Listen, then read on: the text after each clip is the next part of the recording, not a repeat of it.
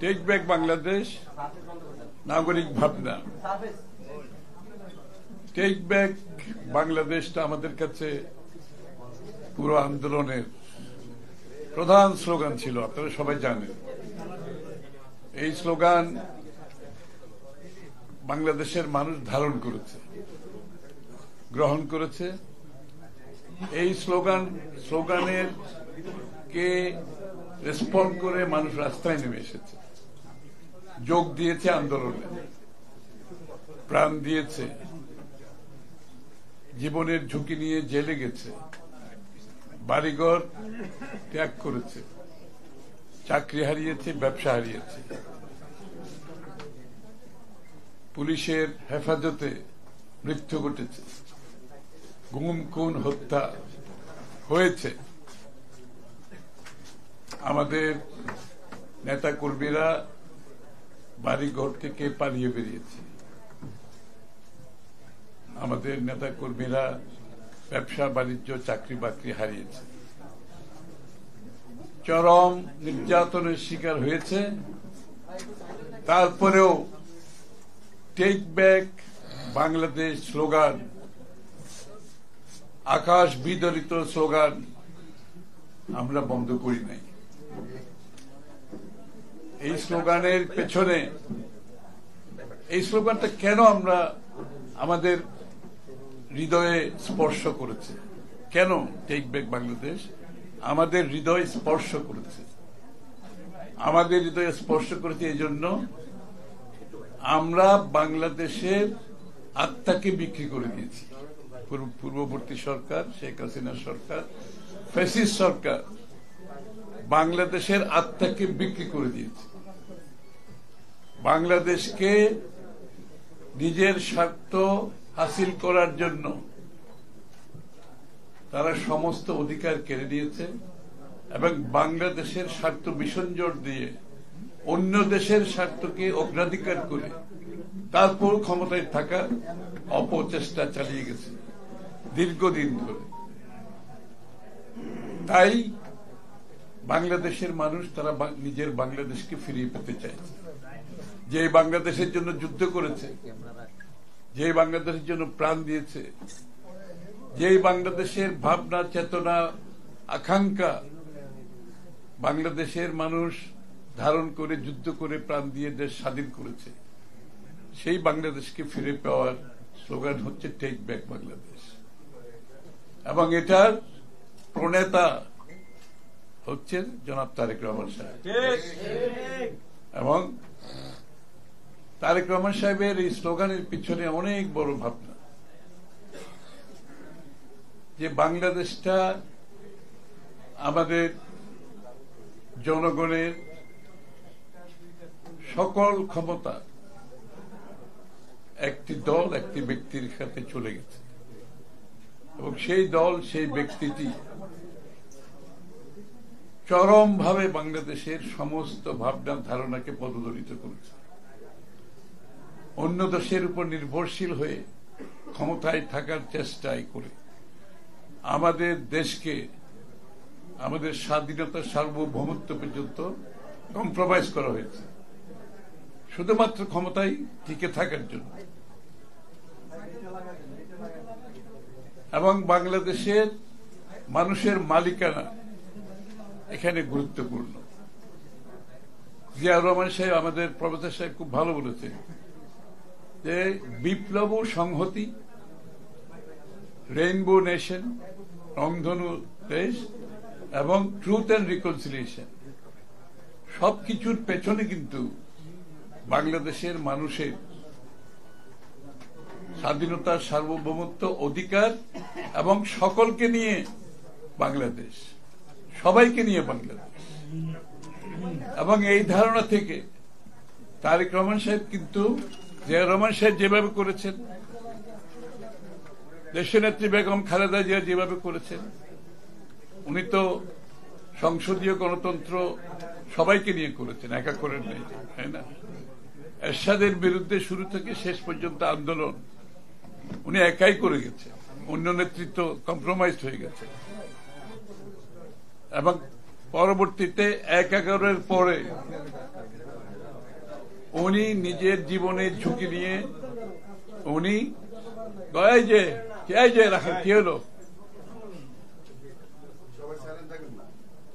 উনি গণতন্ত্রের পক্ষে অবস্থান নিয়ে জেল জুলুম এবং জীবনের জন্য ওনাকে লড়তে হয়েছে। পরবর্তী কালে উনি এই ফ্যাসিস্ট সরকারের আমলে অবিচল থেকে, গণতন্ত্রের প্রতি অবিচল থেকে, দেশের মানুষের অধিকারের প্রতি অবিচল থেকে, মানুষের মালিকানা, দেশ বাঁচাও মানুষ বাঁচাও এর চিন্তায় অবিচল থেকে নিজের জীবনের ঝুঁকি নিয়ে এখনো জীবন যুদ্ধে উনি লড়ছেন শুধুমাত্র বাংলাদেশকে ফিরে পাওয়ার জন্য।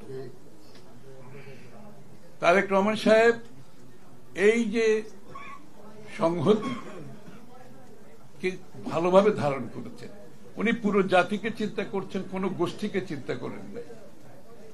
প্লুরালিস্টিক ডেমোক্রেসি, যে বহুত্ববাদের থেকে আমাদের বাংলাদেশ জাতীয়তাবাদী দলের চিন্তা, বহুত্ববাদ, সেই চিন্তাকে ধারণ করে নতুন বাংলাদেশের যে চিন্তা ধারণা এবং সংস্কারের মাধ্যমে একটি নতুন বাংলাদেশ গড়ার প্রত্যয় শেখ হাসিনার পতনের অনেক আগে থেকে বিএনপি করেছে।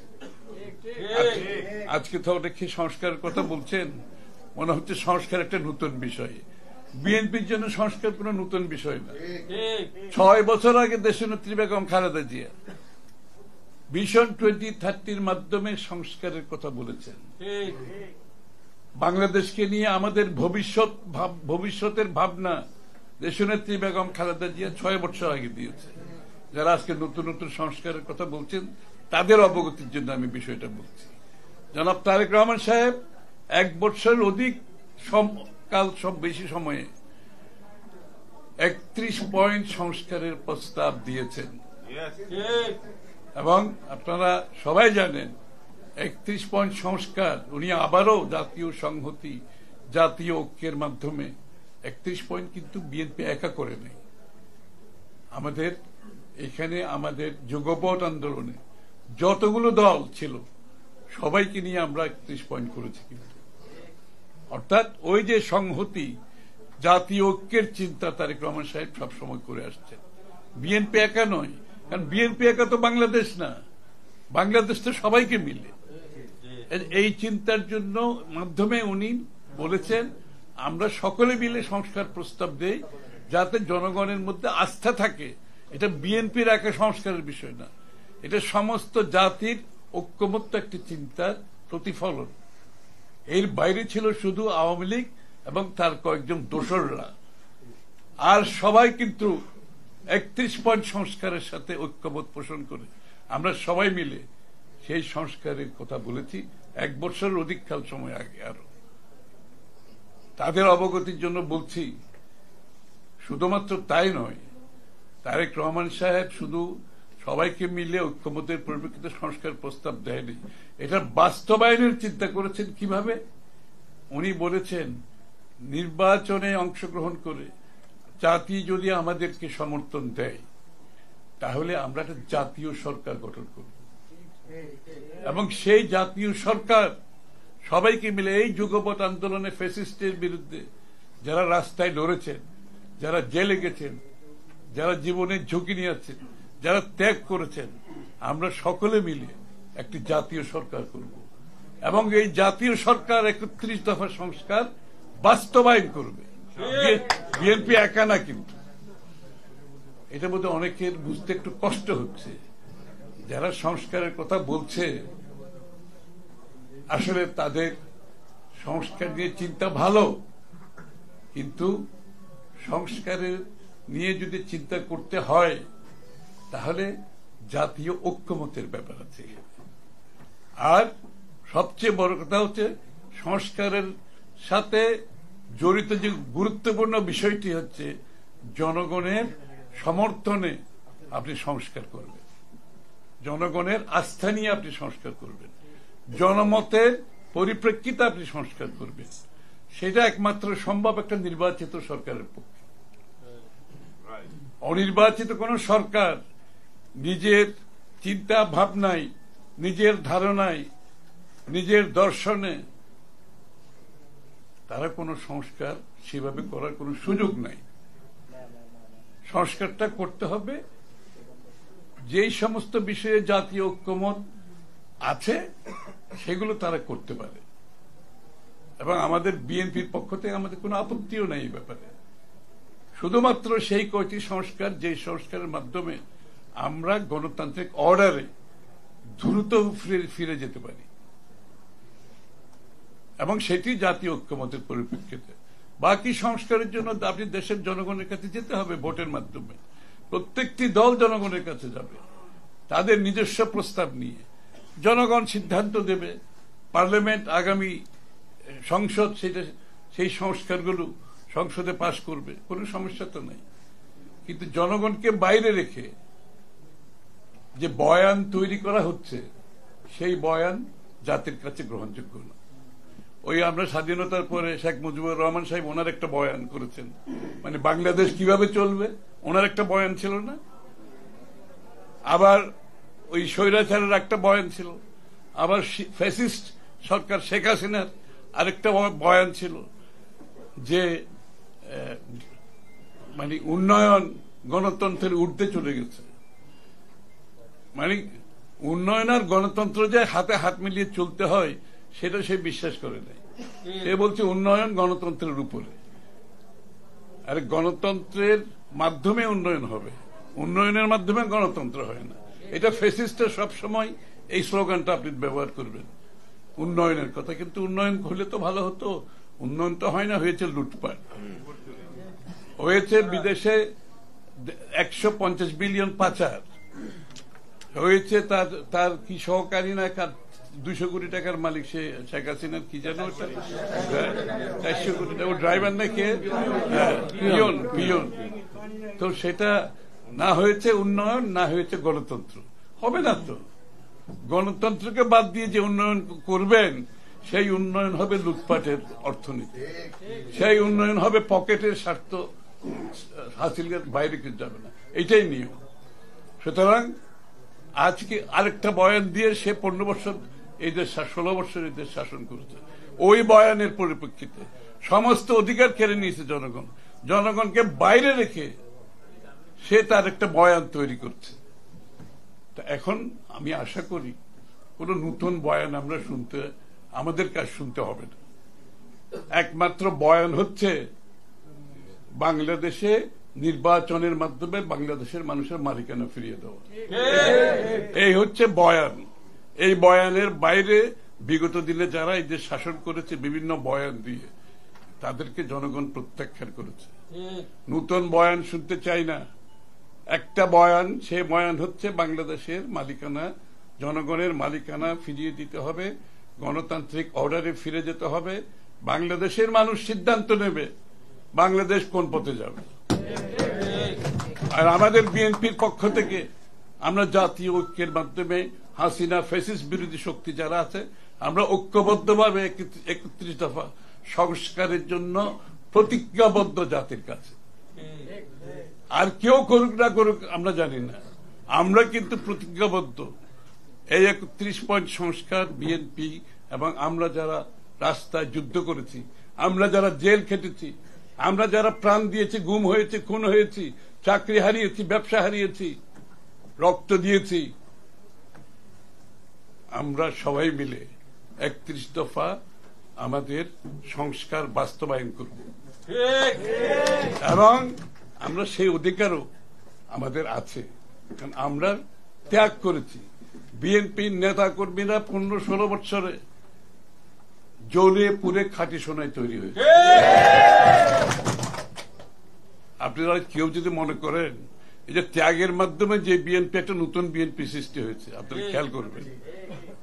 আমি গতকালও চট্টগ্রামে বলেছি, আগের বিএনপি অনেক শক্তিশালী ছিল। আগের বিএনপি বাংলাদেশি জাতীয়তাবাদের মাধ্যমে জাতিকে ঐক্য করেছিল, উন্নয়নের ধারা বাংলাদেশে প্রতিষ্ঠিত করেছিল, একটা নতুন বাংলাদেশ সৃষ্টি করেছিল। আজকের বিএনপি ত্যাগের মাধ্যমে সেটা অন্য জায়গায় এসে পৌঁছেছে। বিএনপি নেতা কর্মীরা ত্যাগ করতে শিখেছে, জীবন দিতে শিখেছে, রক্ত দিতে শিখেছে। প্রতিবাদ করতে শিখেছে। সুতরাং এই বিএনপি একটু অন্য চরিত্রে এখন এসে পৌঁছেছে, এটা বুঝতে হবে অনেক। এবং আমরা কিন্তু গণতন্ত্রের লড়াই থেমে থাকবো না।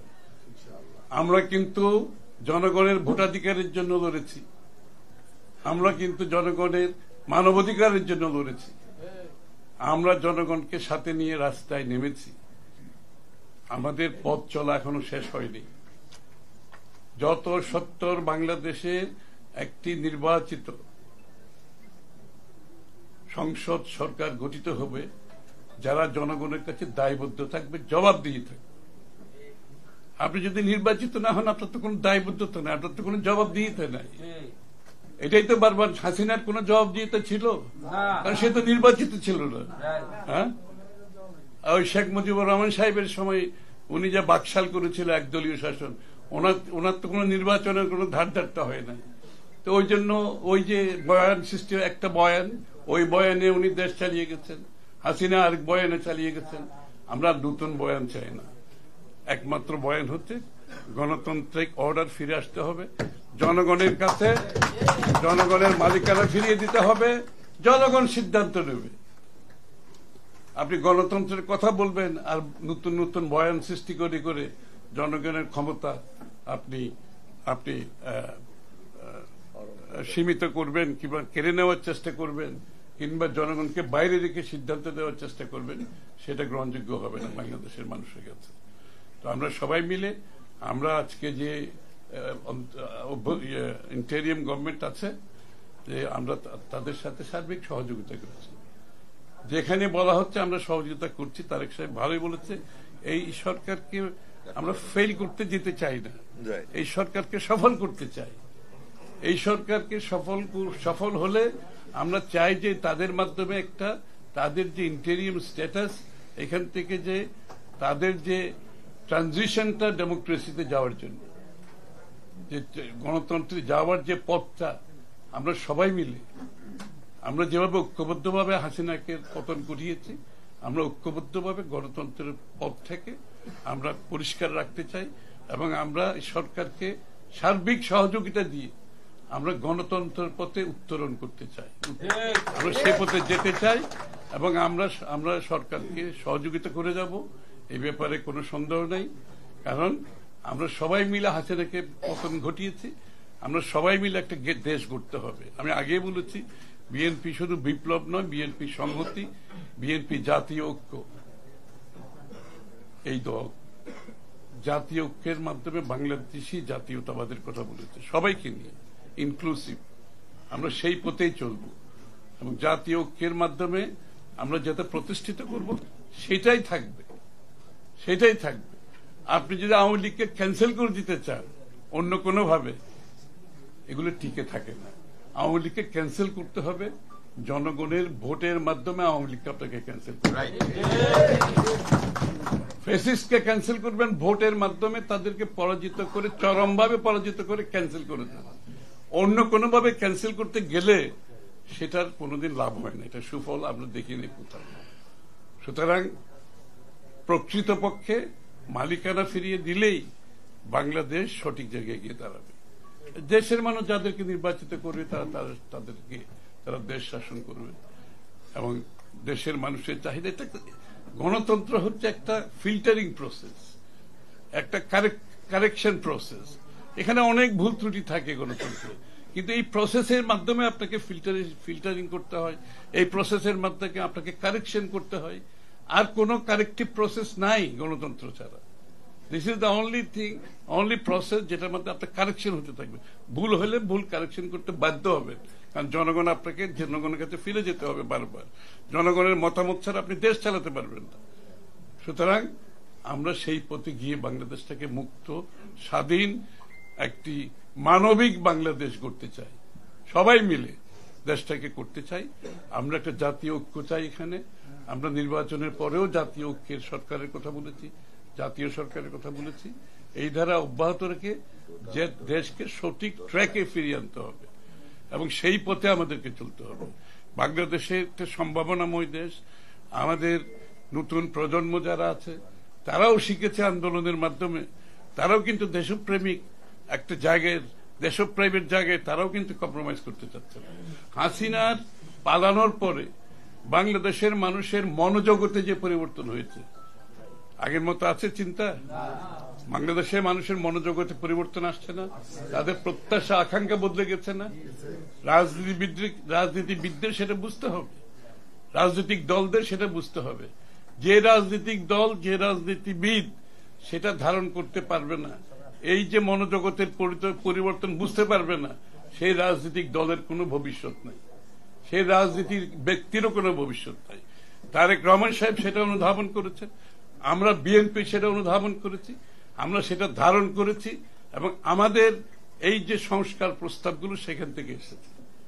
হাসিনা যাওয়ার আগে আমরা জানি বাংলাদেশ কোথায় যাচ্ছে এবং এই বাংলাদেশকে সংস্কারের মাধ্যমে আমরা কোথায় নিয়ে যেতে চাই, সেটার সিদ্ধান্ত আমরা হাসিনা পালানোর আগে নিয়েছি।